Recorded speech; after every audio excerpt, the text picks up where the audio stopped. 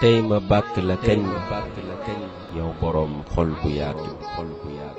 tey ma way la bégal la boroom yërmande bu bëri déglul te xeraw lu nax. salaamaaleykum mbokk yi faral di ànd ak seen mbokk Cissé leeral da leen a jàmm ci seen formation Photoshop suñu leçon tey mu fas yéene nekk leçon bu gàtt waxoon nañ leen ci suñu leçon bi passé ba ñu doon def adjustment layer foo jaar ba def ba enregistrer sélection tey par exemple dama bëgg a sélectionner veste boy bu waane bi d'accord su ma ñëwee ma def sama sélection par exemple sélectionner veste bi ba pare comme ça donc ñu zoom pour mën a def sélection bi mu gën a nekk perfect donc comme ça ma tànn veste bi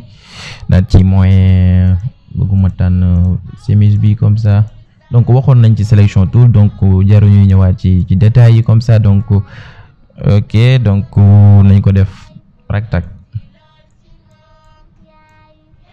ku gisul vidéo yooyu ñu defoon ci wàllu sélection tout donc mën nga cliquer ci kaw sa côté càmmoñ wala ndijoor ci YouTube bu dee yaa ngi YouTube donc dañ ko fekk lien vidéo yi wala boog leçon yi nga xamante ni moo weesu donc mën nañoo ñëw select en masque par exemple daal di defar sélection bi comme ça nga xamante ni day gën a jekk d'accord def ok donc su ma paree par exemple sélection bi dama ko bëgg enregistrer nga xamante ni su ma ko bëggee utiliser beneen yoon du ma fi nekkaat de sélectionner mais damay ñëw rek utiliser ko nu may def damay ñëw fii select su ma ñëwee select daal di ñëw fii ñu bind save sélection mooy enregistrer sélection donc boo ñëwee fii nga daal di bind par exemple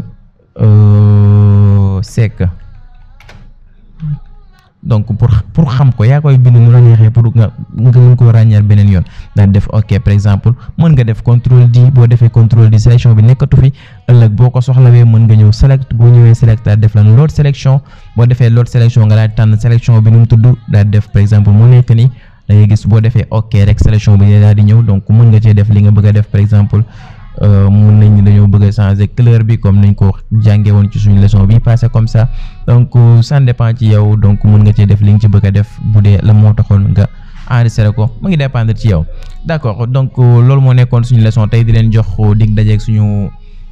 leçon yi di ñëw incha allah nekk leen ci jàmm.